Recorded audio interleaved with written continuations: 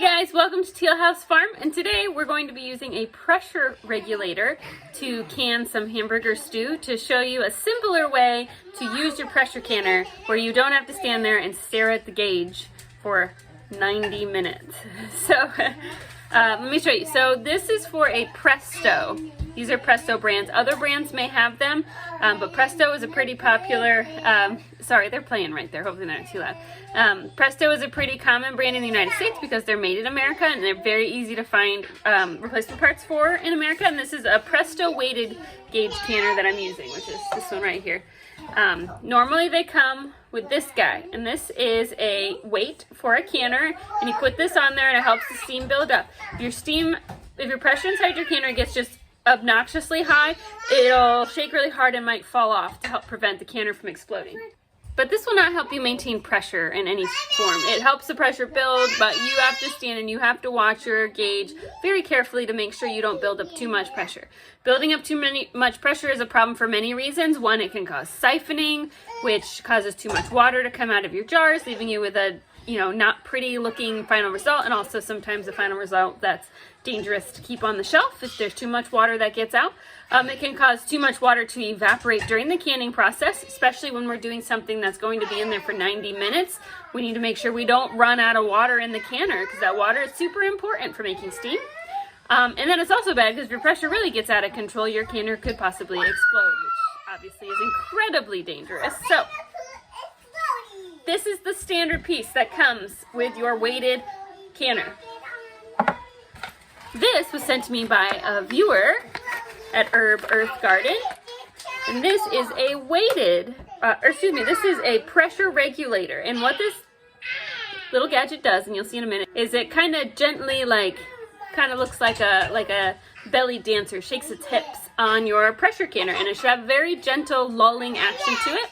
And if it gets really crazy and knocks around a lot, your pressure is too high. And so you can kind of tell from far away without having to stand there staring at your pressure. And also because it lets steam off a little bit as it kind of hula hoops around, it helps you maintain your pressure as well, as long as you don't have your oven on crazy high. So this allows for different weights. So these rings come off. It's a little bit hard to get your fingers in there. So there's 1 and 2. So by itself, this is meant for 5 pounds pressure.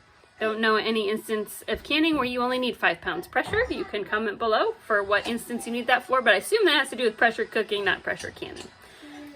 Adding this first ring on makes it for 10 pounds pressure, which is what we need where we're canning.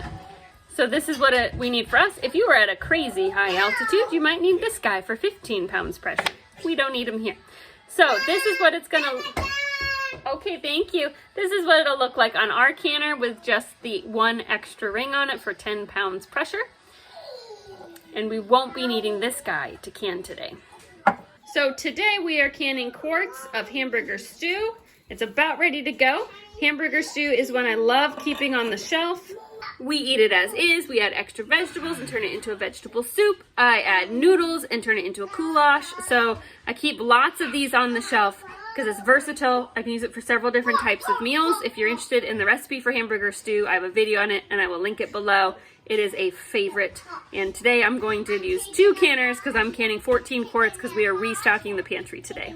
We're going to get ready to load our jars and put them in the canner so we show you how the regulator works. So let's get the canner all set up and the jars in there, and then we will show you what he looks like.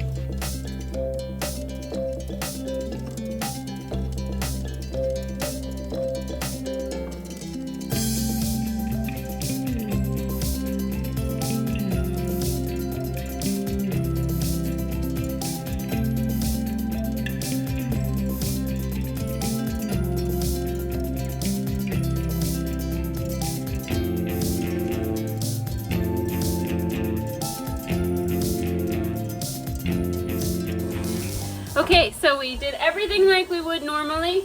We have had our chimney venting now for the 10 minutes, so instead of dropping on our regular weight, we are going to drop on our regulator. There we go. We're going to let the pressure build, and we are going to wait for it to give us a nice lulling action.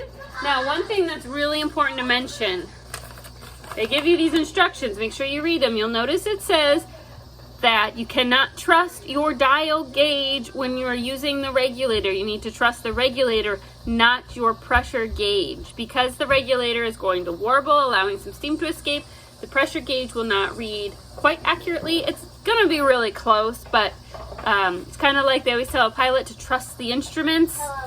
Trust the instrument, okay? Don't trust the gauge. And we'll show you what it looks like when it's at the right pressure, and I'll show you what it looks like when the pressure is a little bit too high. The difference is pretty easy to see, and so you'll see right away how this is pretty simple to use. But we need to let it build up pressure first. Obviously, we're not there yet. Okay, just to show you, we are at somewhere-ish, 5-ish. Again, we can't 100% trust the gauge, but we've been building pressure, and our regulator is still not moving. Okay, we are gearing up more pressure. The regulator is still not quite wobbling, but we're getting there really soon. We know we're getting close. And there it goes. That's what we want. It just kind of shakes back and forth. I'm going to turn my heat down now that I know we're about pressure, because I know kind of where my stove sits when I want to maintain pressure. And I'm going to stop talking for a minute so you can listen to the sound. You notice it doesn't sound distressed.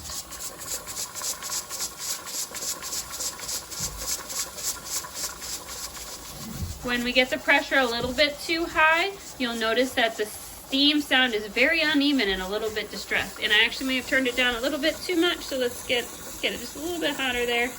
Get them dancing again. Kind of that fine balance. There we go. I do want to show you the difference. So this is the Presto weighted, and this is what they call a dial gauge canner. This is my Tefal. They're both the same size, basically. They hold the same number of jars, but with this one, you lock down to different weights to bring to pressure. This one you add your weight on top. So I cannot use a regulator on this one. I have to watch my numbers carefully. And technically on this one, if I put it on a 2, it should do what this does and regulate itself to 10 pounds pressure, but I have just found that not to be true. I have a really hard time keeping it at 10 to 11 pounds on a 2. That's just my experience with this canner, so I always lock it down to 3 and then just keep a real close eye on that gauge there. Doing a nice job hula hooping over there, and we will be back in just a minute. Okay, we're starting to just get to the edge where it's a little bit more aggressive. The sound is a lot louder.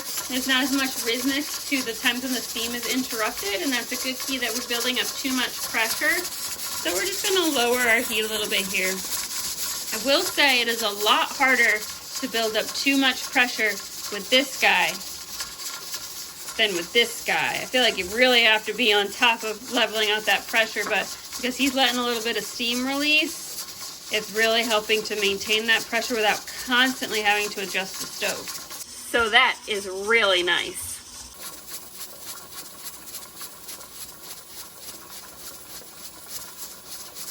Okay, time is up. We've turned the heat off and we're just letting the canner cool all the way down now.